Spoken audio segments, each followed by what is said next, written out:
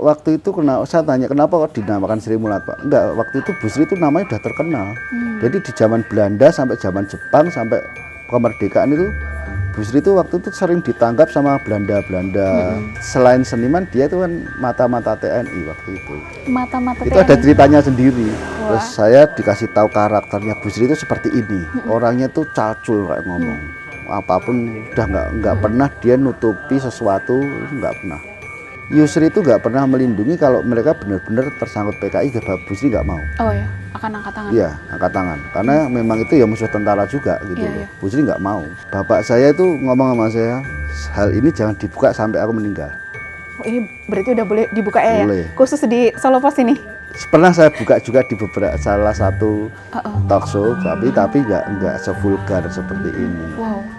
Nama-nama itu banyak banget, ada 40-an orang lah. Oke, sampai dirinci gitu ya. Salah satunya Bu Sri Mulat. Luar biasa. Ini apa? Ini bukti kalau Halo Sobat Expos, saya Kayuniati.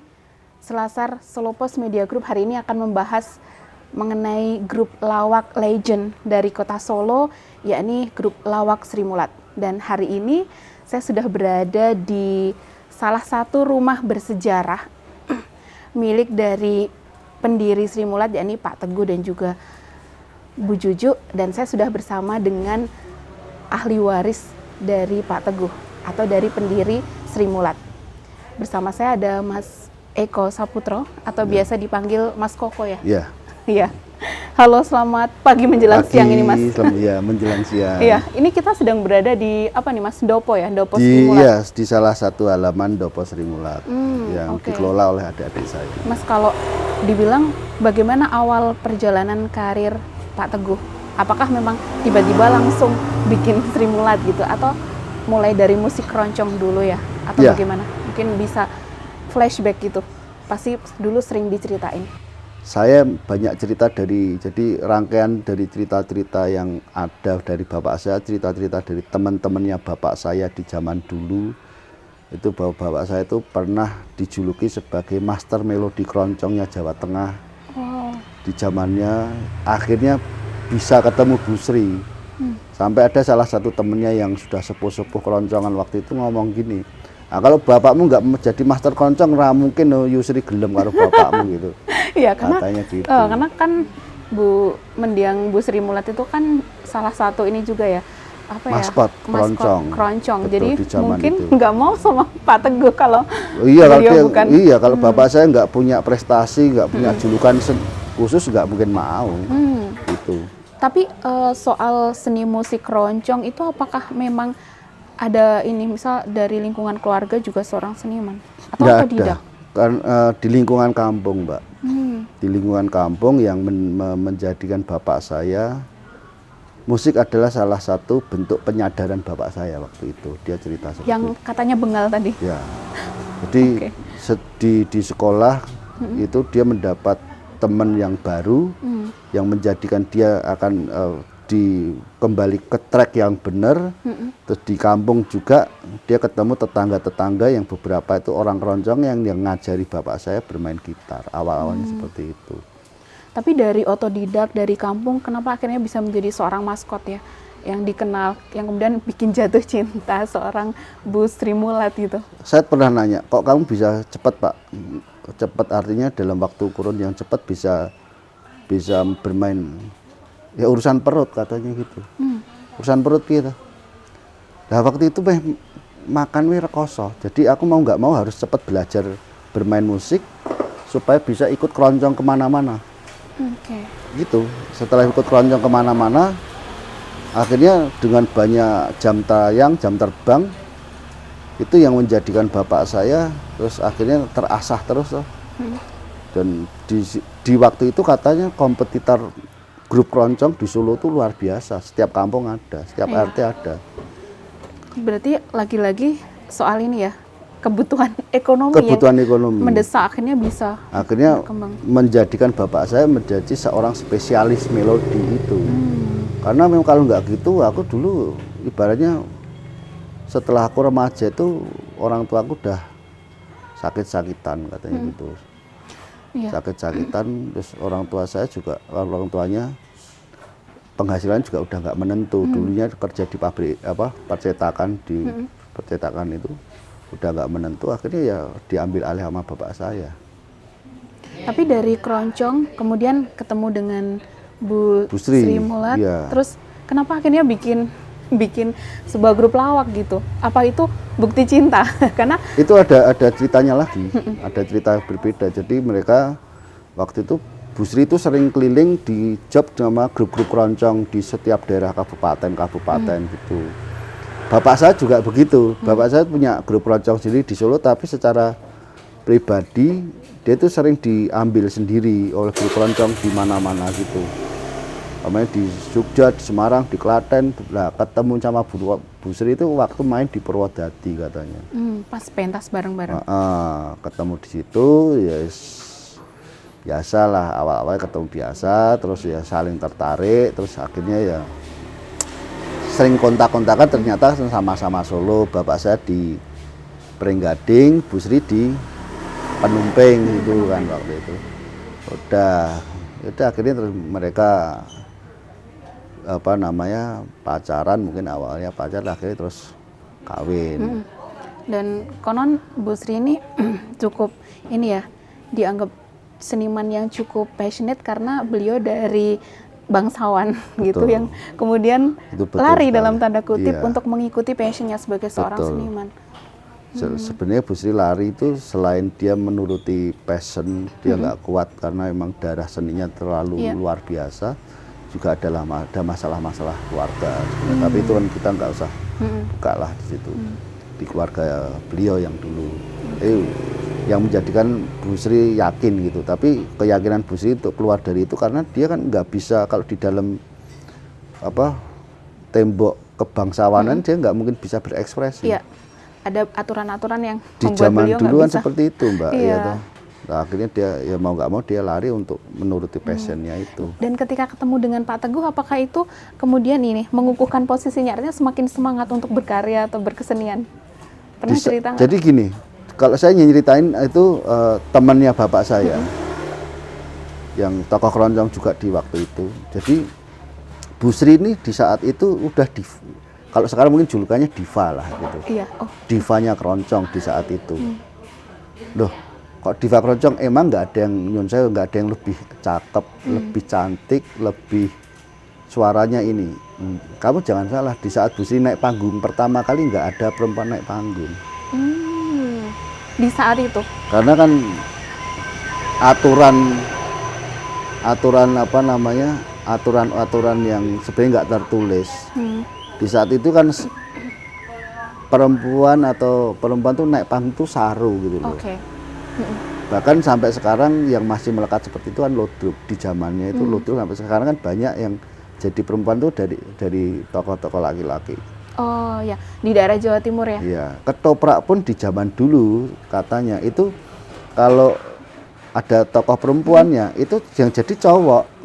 Pakai ini ditutupin gitu. Ditutupin kayak Tudung gitu ya, jari kerudung gitu, kerudung gitu. Itu cewek gitu loh. Jadi kalau bicara soal emansipasi, sebenarnya Bu Sri bagian dari emansipasi ya di wilayah Solo lah, khususnya di kesenian. Karena kalau bisa dibilang beliau perempuan dan Di Jawa dari mungkin ya. dan dari bangsawan gitu. Saya tuh pernah mendengar almarhum Pak Arswindu waktu di Jakarta. Dia kan nama bapak saya udah baik tuh. Dia kan hubungannya udah kayak keluarga sama kita.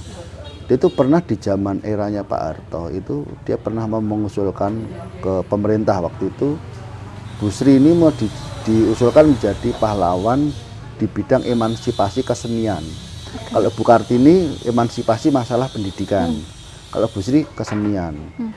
Karena Pak Arswindu punya data-datanya salah satu tokoh perempuan yang berani naik panggung dan berani menerabas aturan-aturan kebangsaan itu Bu Sri. Dan itu kalau posisi backgroundnya seperti sama Kartini sama-sama anak Pedono. Tapi Bu Kartini kan di pendidikan. Iya. Kalau Bu Sri di kesenian gitu loh. Nah, di saat itu perempuan berpendidikan juga tabu. Di saat itu. Di saat Bu Sri juga berkesenian juga tabu.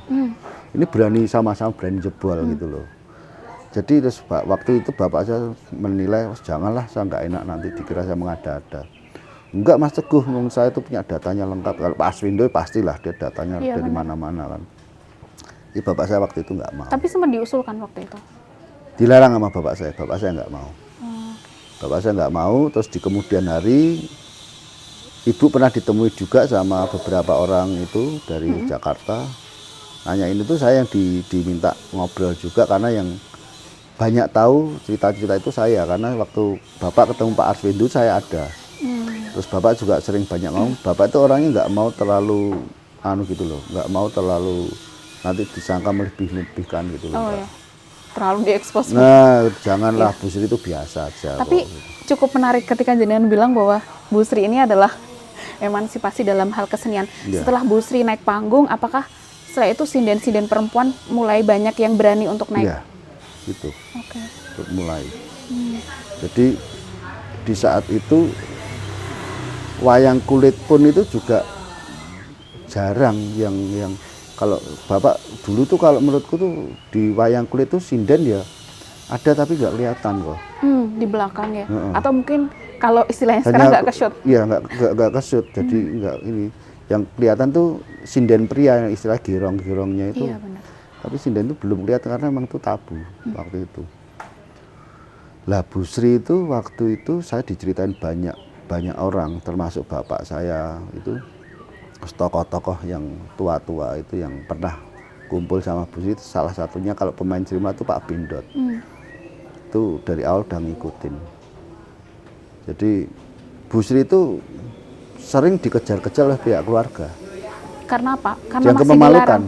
Dianggap memalukan. Saya kira dilarang dan disuruh balik, Bukan. tapi dianggap memalukan. Dianggap memalukan, Oke. dikejar-kejar.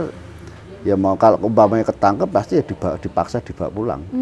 Harus pulang ke Kawedanan sana. Tapi saya bisa bayangin waktu itu ya, karena perempuan naik panggung dan ini dari tokoh daerah Kawedanan Iya. yang sebenarnya memang harus ditutup. Bahkan kan Iya. kalau perempuan di dalam keraton aja ada ruang tersendiri yang Betul. untuk masuk tuh Iya. ada ritual khusus Ada gitu ya, malah. keputren situ. Dia benar malah sekali. menjebol itu semua. Iya, jadi saya bisa Nggak ada bayangin batasan, waktu itu. nggak ada batasan. Luar biasa ya berarti Jadi Bu Sri. bisa banyak juga tokoh-tokoh lama yang waktu itu saya kenal dan cerita bahwa Bu Sri itu orangnya terlalu berani gitu loh. Karena ya mungkin nggak tahu apa yang mendidik dia itu terlalu berani seperti itu. Kalau kata Pak Teguh apa? Pernah diceritain nggak jenengan? Pernah. Ya karena Apa yang kembali membuat- lagi masalah ini masalah dia udah nggak kuat untuk menyalurkan ekspresinya. Atau Bu Sri waktu sebenarnya itu kesenian juga jadi ini corong untuk menyampaikan mungkin kritikan atau hal lain. Enggak, Bu Sri nggak pernah ngeritik apa-apa, nggak pernah membawa kritik-kritik sosial berupa apapun, nggak pernah. Jadi dia itu mengekspresikan diri.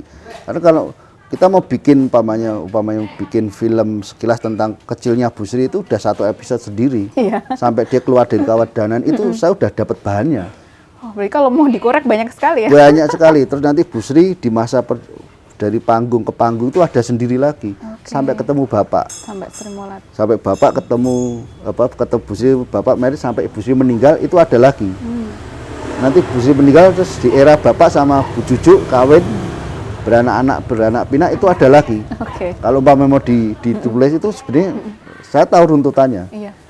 Tapi yang paling seru itu sebenarnya masa Bu Sri keluar dari Kawedanan. Kawedanan. Itu yang paling Ketika seru. beliau lari. Saya penasaran juga sebenarnya. Itu paling seru. Waktu itu saya breakdown cerita-cerita, saya breakdown. Dan ini gila ini. Apa Seru yang banget. menurut jenengan paling seru yang bikin geleng-geleng kepala gitu? Lah, Mbak tahu kan, lingkungan Kawedanan itu kan seperti lingkungan bangsawan keraton seperti itu. Di zamannya itu ketatnya seperti apa? Kok dia bisa keluar? Gimana tuh larinya ya? Lah ya itu, Oh, Kawedanan Bekonang ya tepatnya. Bekonang. Nah, sampai sekarang kan masih ada itu. Iya, iya. Benar. Lah, satu itu. Yang kedua, Bu Sri keluar, dia nggak bawa apa-apa. Tapi di kemudian hari ada adik-adiknya, kan Bu Sri kan punya adik-adik tiri kan, itu adik-adiknya yang mensupport. Perempuan juga? Perempuan, ada yang laki juga, itu mensupport. Jadi tanpa sepengetahuan yang tua-tua, jadi yang seumuran Bu Sri, seadik-adiknya itu yang mensupport. Kalau kita balik lagi ke awal mula akhirnya dibentuk Sri Mulat, apakah itu juga yang menginspirasi Pak Teguh untuk ya udah kita bentuk kelompok grup lawak dengan nama istriku gitu, dengan apa inspirasi nama Sri Mulat, karena melihat mungkin perjuangan beliau untuk kesenian yang luar biasa, bagaimana beliau juga memperjuangkan ini ya emansipasi ya waktu itu. Apa itu ya kira-kira?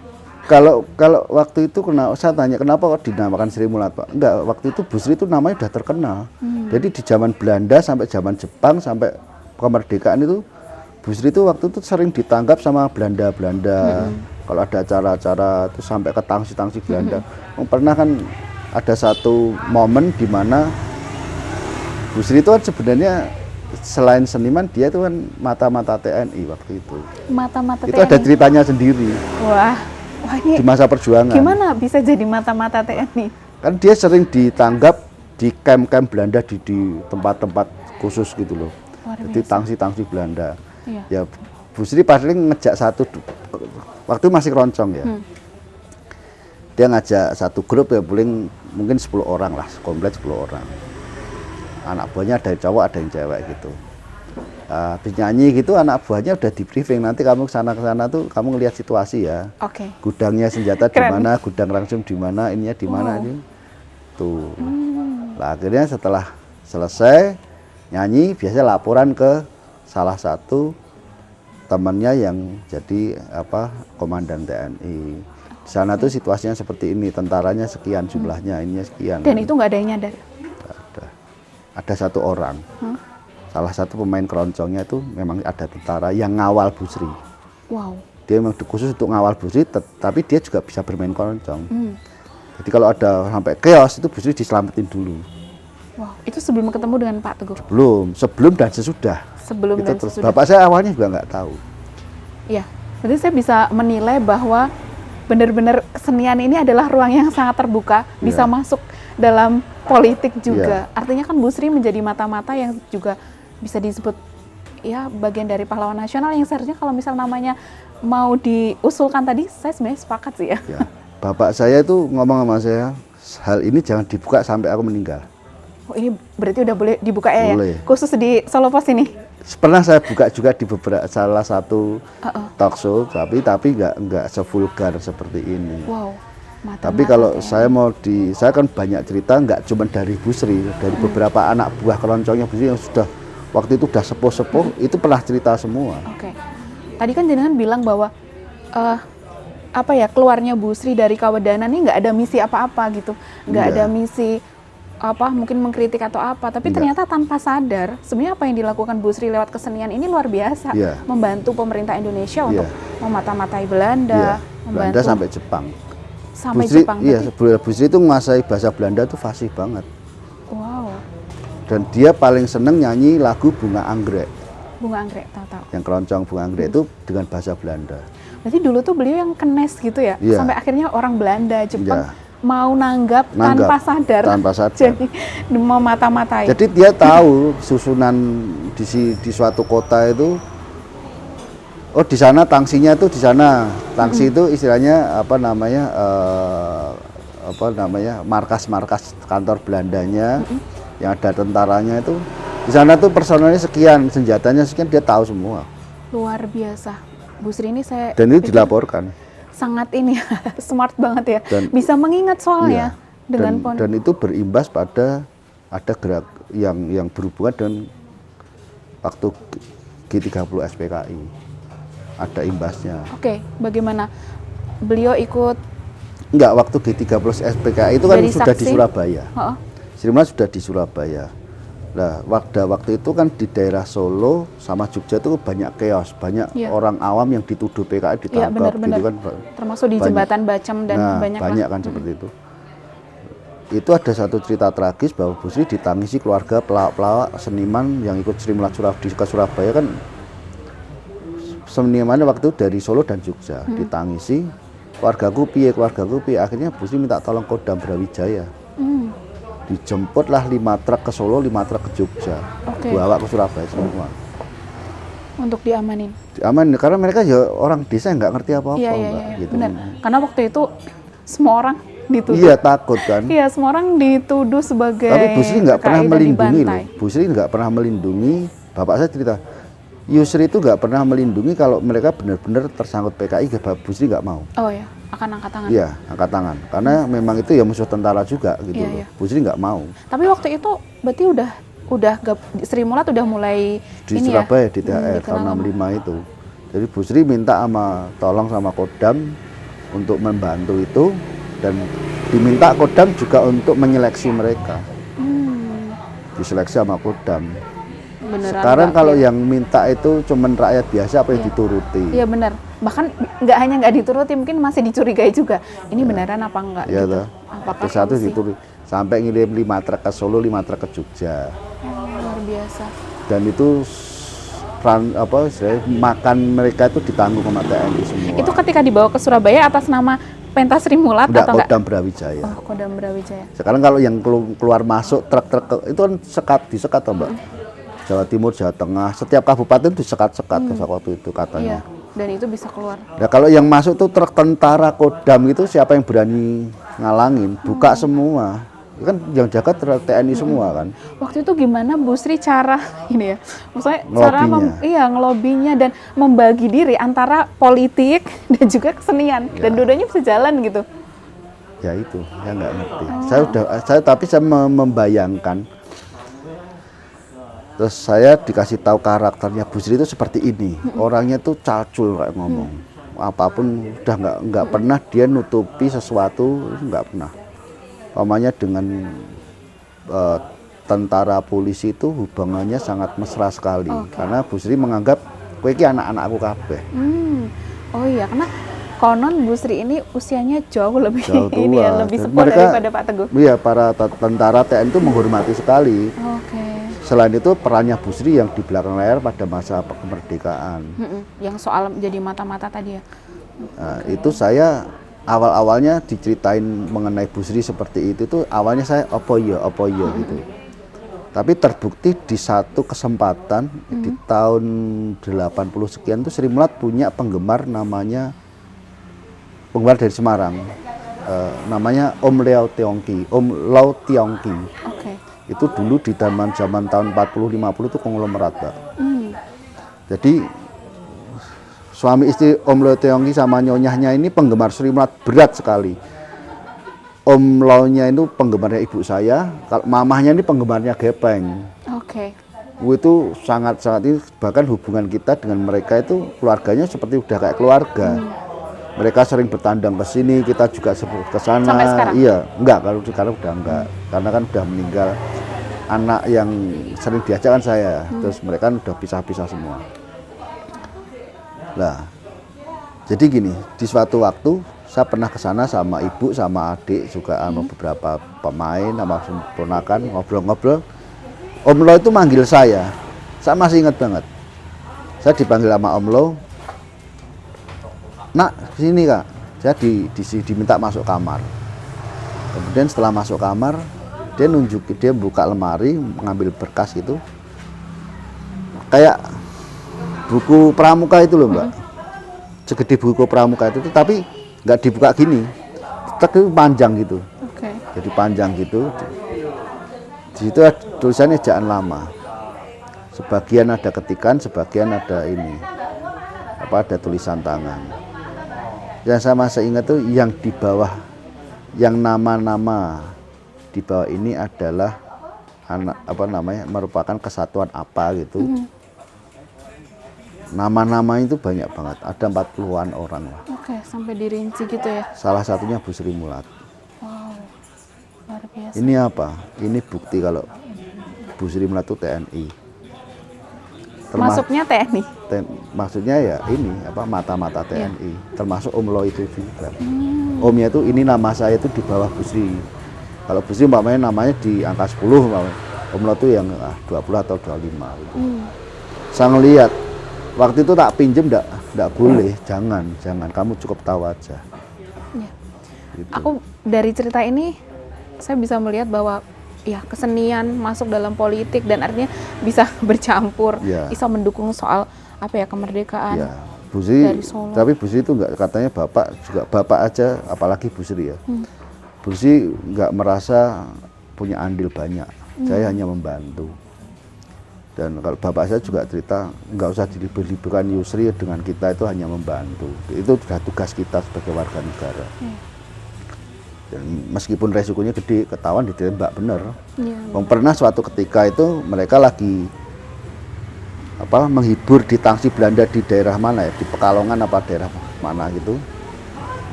Lagi menghibur saat semalam. Lah, biasanya semalam itu habis menghibur mereka paginya pulang. Salah satu anak buahnya laporan ke gerilya. Nah, nanti beberapa hari kemudian diserang gitu loh. Ternyata setelah semalam itu sukses, komandannya minta diperpanjang 2 malam. Lah ini Bu Sri udah terlanjur paginya terlanjur nyuruh anak buahnya untuk laporan. Padahal besoknya harus pentas. Malamnya masih pentas, malam berikutnya masih pentas lagi, gerilyanya udah deketin. Seperti senjata makan tuan. Iya, ketahuan Belanda, Mbak. Perang. Akhirnya setelah Bu Sri bubar, panggung bubar, perang, sampai pagi Bu Sri nggak boleh keluar dari tangsi sama anak buahnya. Agak sorean pulang, di berpesawat cocor merah Belanda itu, tembuai. Itu benar, itu cerita bapak saya. Tembuai itu nggak ada yang kena. Naik truk, dulu kan naik truk. Wah, sampai gitu, iya sampai gitu pernah. Itu Pak kena selesai. Iya. Tapi untungnya beliau selamat ya. Selamat semua. Sampai sekarang, dan Iya. misi yang beliau lakukan akhirnya berhasil sampai lolos dan nggak ada yang tahu gitu. Itu pernah terjadi. Jadi bapak saya cerita sendiri, itu pernah terjadi peristiwa itu. Loh, waktu itu kok iso Pak, ya harus piye waktu itu ya situasinya kayak gitu. Berarti dibalik kesuksesan Sri Mulat dan juga pertemuan beliau yang cukup romantis sampai diberi nama sesuai dengan nama istrinya, itu ada cerita-cerita yang ya menarik kayak gini yang sering didongengin ke jenengan ya? Enggak, bapak itu kalau saya tanya, kan saya nggak ngerti true story yang seperti apa. Kadang-kadang dia ngomong sendiri. Ngomong sendiri. Kalau yang cerita masa kecilnya itu saya pancing. Saya sebenarnya menanyakan sesuatu hal yang saya tidak berharap dan nggak akan ngerti cerita-ceritanya bapak. Ketika saya mancing itu nggak ngerti. Jadi saya cuma nanya gini, Pak, apa waktu kamu kecil tuh punya teman yang baik banget? Artinya teman yang kita saling tolong-menolong. Ada, dia cerita sambil matanya tuh kembang-kembang gitu. Berarti ada sesuatu yang benar-benar sampai ke dalam. Jadi kan biasanya cross-check ke termasuk yang soal Bu Sri tadi kan akhirnya dapat legitimasi ketika tadi ketemu. Itu cross-checknya nggak langsung gitu, Mbak. Waktu itu ya sambil perjalanan sopo sih. Waktu itu bapak cuma cerita tapi nggak mengungkapkan tokoh ini gitu. Terakhir dia ngungkapin, kaget saya. Switch antara dari keroncong kemudian bikin kelompok lawak atau grup lawak. Ini gimana prosesnya? Kamu coba cekkan di kaset-kaset dagelan masa lalu, entah itu dagelan Jawa, entah dagelan Jawa Timuran, Jawa Barat, itu semua pemain ceweknya itu berani sama cowoknya. Dan itu kan akhirnya menjadi kayak budaya di masyarakat di zamannya, cowok itu kalah sama cewek. Itu nggak boleh. Tapi kebanyakan kalau pas ada yang seksi gitu, berarti dibarengi sama banci. Wah, kelihatan saya keluar dulu. Wah, penonton wah seksi gitu. Wah, pakaiannya segini umpamanya. Wah, saya nggak tahu keluar tesnya amburadul gak karuan, udah ilfil, udah penonton ilfil. Itu Pak Tarsan sempat surati sama Dharma Wanita itu. Karena kok sampai gelundung? Wah, orang tua disio-sio gini-gini diprotes sampai Tarsan minta aku jangan dijadiin satu sama beda, takut aku gitu. Diambil karakternya sama Mbak Nunung. Mbak Nunung itu karakternya komplit. Karena Mbak Nunung itu dari kecil itu sudah di panggung.